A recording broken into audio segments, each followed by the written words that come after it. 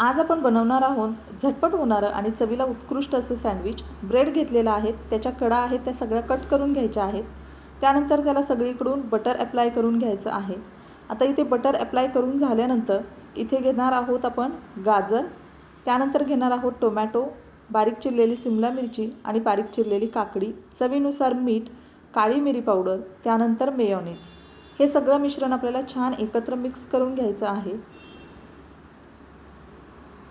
त्यानंतर हे तयार केलेलं मिश्रण आपण ज्या ब्रेडला बटर लावून घेतलेलं आहे त्याच्यावरती असं ॲप्लाय करून घ्यायचं आहे आणि दुसरा ब्रेडचा जो तुकडा आहे तो त्याच्यावरती ॲप्लाय करायचा आहे. तुम्हाला हव्या त्या शेपमध्ये तुम्ही ते कट करू शकता आणि कट केल्यानंतर हे असं उत्कृष्ट चवीचं आणि सुंदर असं सँडविच आपल्याला दिसतं आहे.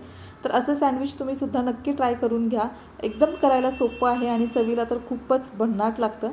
तर चला तुम्ही चॅनलला सबस्क्राईब करा आणि पुन्हा भेटूया अशाच एका नवीन व्हिडिओमध्ये. तोपर्यंत थँक्यू.